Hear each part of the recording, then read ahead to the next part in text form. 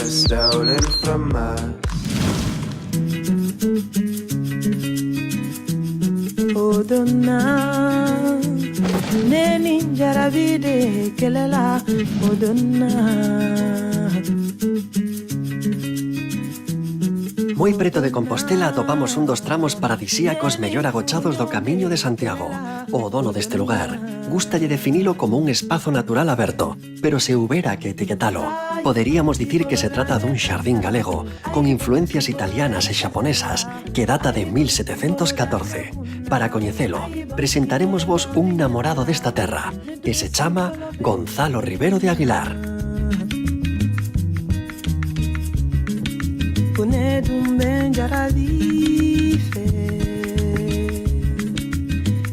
¿Qué tal, Gonzalo? ¿Cómo estás?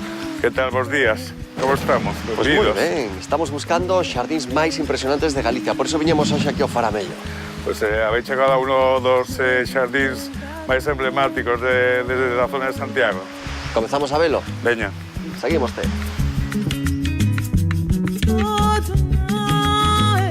Sabedes que esta foi a primeira fábrica de papel de Galicia que funcionou dende 1714 ao final do século XIX.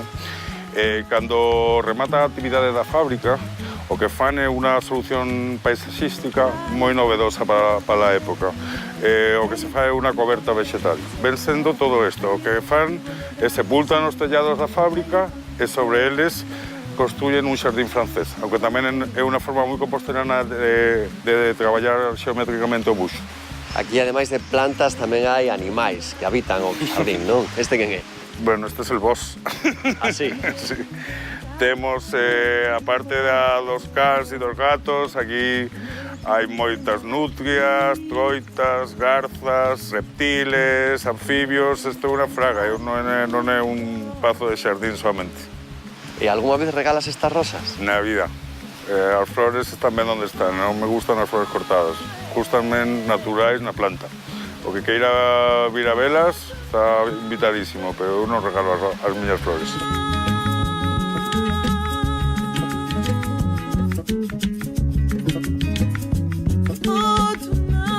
As árbores ten a coller moita altura porque estamos no cañón dun río. Entón, este é un dos magnolios máis altos de Galicia.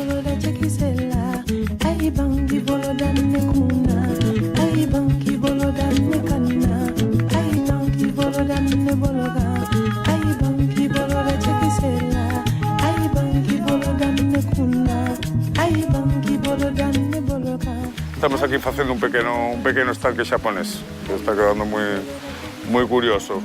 A auga, o son de auga que vais a acompañar todo o rato no Faramello.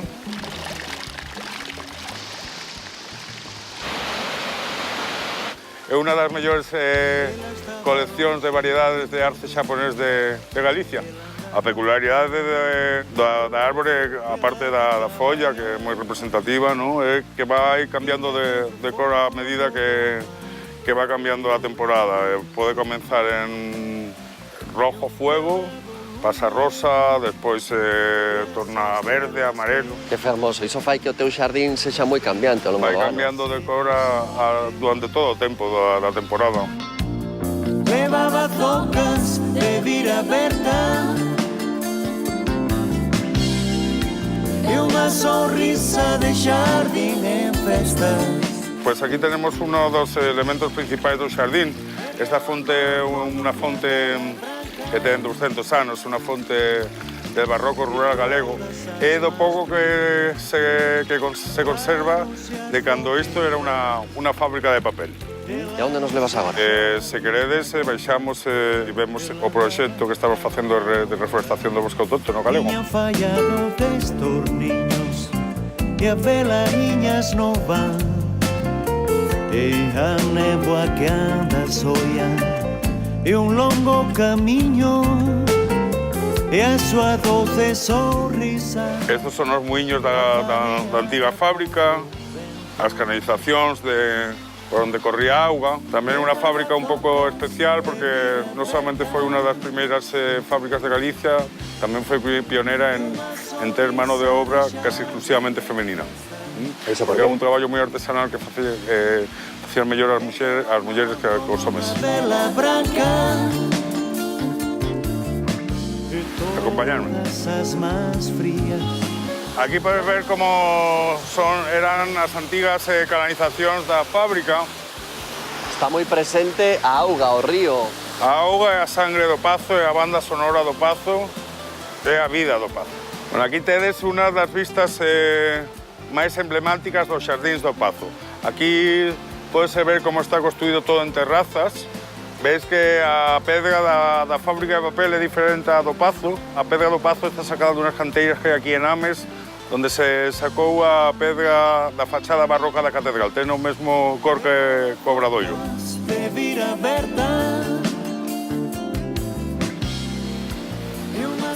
E este é o antigo camiño de Santiago da Traslade Xacobea. Este aparte que é de tránsito público. Isto é de tránsito público. Hai 30 anos, por aquí pasaban os peregrinos. Hai un clamor vecinal para devolver o camiño, polo menos como opción, polos senderos tradicionais da Traslade Xacobea. Por aquí se supone que pasaron os osos do Apóstol.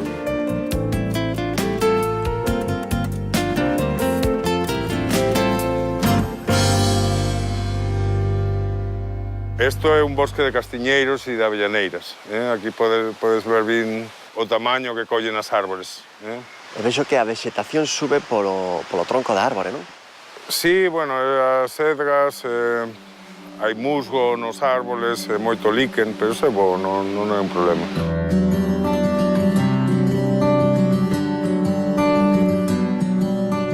Bueno, aquí tes un cartel explicativo do proxecto que estamos facendo de reforestación. Despois de haber limpado de árboles invasores toda esta parte, estas son as únicas que hemos conseguido salvar. Aquí se pode ver como era a fraga original, a vegetación original da fraga. Nogais, castiñeiros, avellaneiras, loureiros, e o que se está replantando son acibros, carballos, castiñeiros, loureiros riais, todo bosque autóctono. E cando as árboles teñan un pouquiño de altura, vanse reintroducir ardillas, erizos, reptiles, anfibios. É unha recuperación integral do ecosistema. Para voltar a mirarla, la la la la la, ay la la la la la la.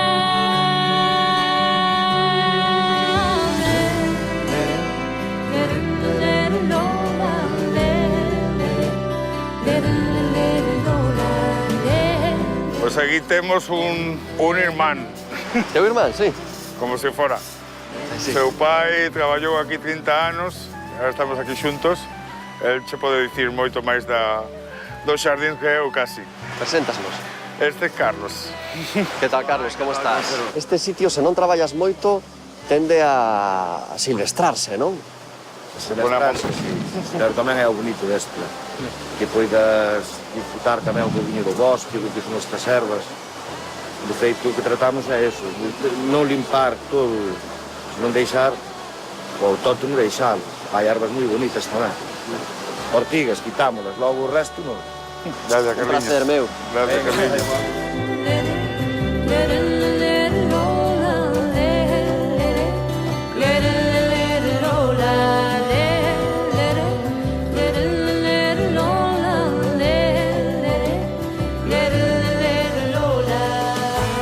Esto es lo que llaman o Bosque de Pedra o Faramello. Esto es el Premio Espacios Naturales Singulares Europeos. Quizás uno de los puntos más emblemáticos a nivel botánico do Pazo. Que representan los tres círculos de energía celtas: aire, lume e terra. Estos son de aire, lume son os vermellos, que son ameixeiras xaponesas. Foi presente Xapón aquí no Faramello. Moito, moito. Isto parece Tokio. E como consegues que non acaben coas rochas que teñen ao seu redor? Pola poda. Hai que podar moi forte no inverno e despois así a podes controlar. É como un bonsai. Así que son árbores tratadas como bonsais. Exactamente. Ten moi pouquiño terra. Se ti metes unha vara, ten isto de terra solamente. I was riding,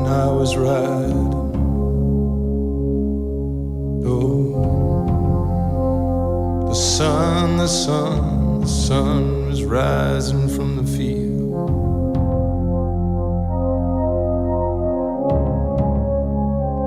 Bueno, pues estos son terreos do Pazo, pero son de libre acceso, que pode vir calquera. Este é o antigo camiño de Santiago outra vez. E cando foi ao accidente de Angrois, que foi aquí a 6 kilómetros, surxeu a idea de facer un xardín memorial en recordo das víctimas. Propusimos a Fundación Juana de Vega, a Escola Galega de Paisaxe, no que elemento o árbore principal é o cercis, tamén o chaman o árbore do amor, porque as follas ten forma de corazón. Casi todas as árboles que foron plantados por as mesmas familias. Presento-vos a Asun, que é o motor deste xardín, a primeira nai que plantou a primeira árbore o nome da súa filla Laura, que morreu no accidente. Cal é a túa árbore? Carai, que emotivo, non? Moito. En que medida atopaches ti alivio en ver nacer esta árbore? Sí, pois mira, porque sintes que é algo dela, como se permanecese no tempo, e ves aquí como buscando un pouco de paz, de alivio, de bálsamo para tanta dor. Comprendes nunca? Entón, aquí pois o entorno, o cariño que aquí depositamos todos, porque traemos flores, porque cuidamos de que non haxa erva, como que abrazas a ela realmente. Keep on pushing, push the sky away.